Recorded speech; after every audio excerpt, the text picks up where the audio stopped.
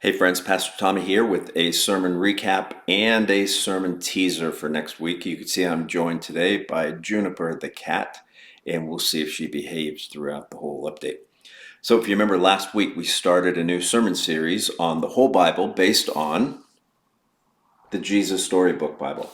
Now, I keep reiterating, we're not preaching from the Jesus Storybook Bible. We're just sort of following the template on one hand. On the other hand, the Jesus Storybook Bible does provide a great template. And also, I wanted the kids to feel like they were part of it. And so, remember, last week was sort of just an overview. What's the Bible about?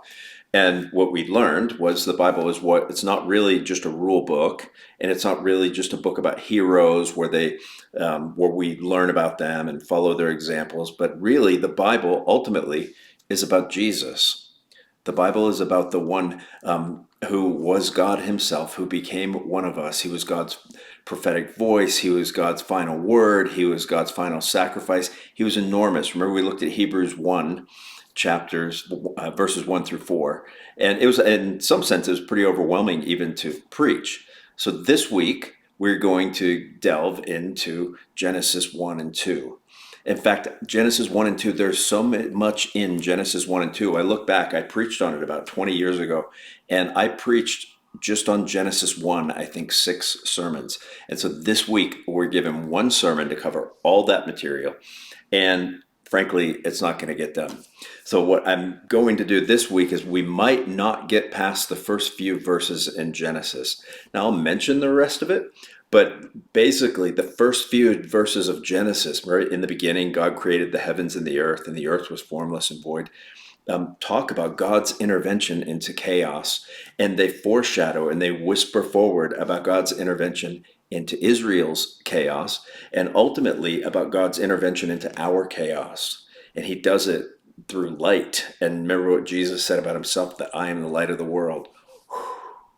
So what I thought I would do today, since some of you may not have the Jesus Storybook Bible, and I may do this in the future, is part of the sermon teaser, is I'm going to read to you this week's chapter from the Jesus Storybook Bible that we are going to cover. And hopefully, again, Juniper will behave. So the title of the chapter is The Beginning, a Perfect Home. In the beginning, there was nothing, nothing to hear, nothing to feel, nothing to see, only emptiness and darkness and nothing but nothing. And God was there, and God had a wonderful plan.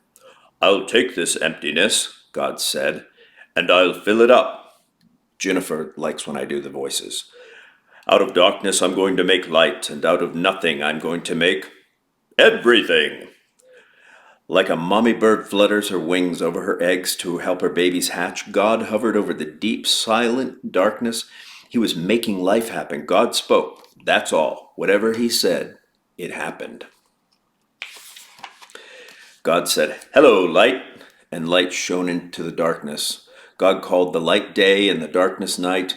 You're good, God said, and they were. And God said, "Hello, sea, hello, sky," and a great space opened up, wide, deep, and high.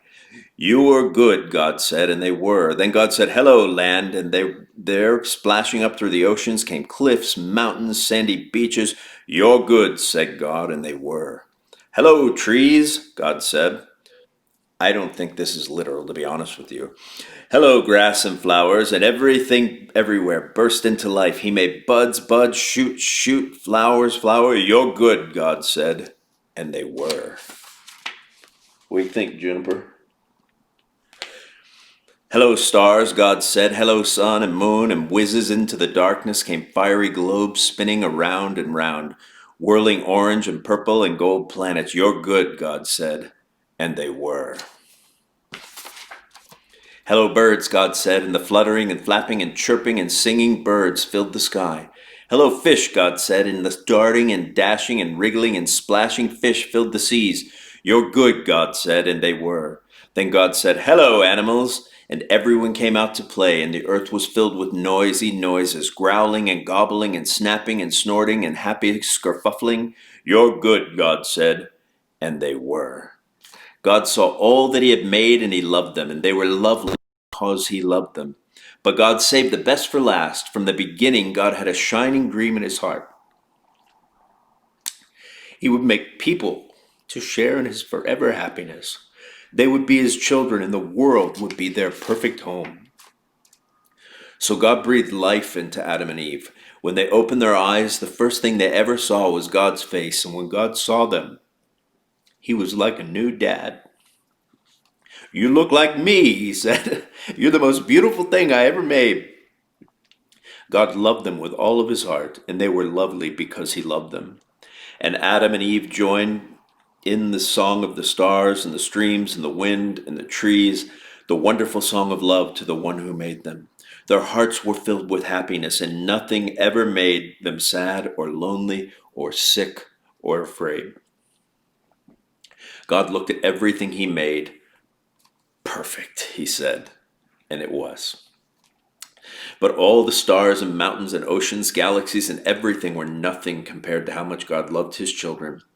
He would move heaven and earth to be near them, always, whatever happened, whatever it cost him. He would always love them, and so it was that wonderful love story began. The end. Actually, it is just the beginning. Remember at the end of this story where it says God looked at everything and he saw that it was perfect. That state is the state of shalom, the way things are supposed to be. We'll talk about that this weekend as well. That God, when he created everything and he intervened into chaos, he actually brought it to a state of not just perfection, but shalom, that the way things ought to be.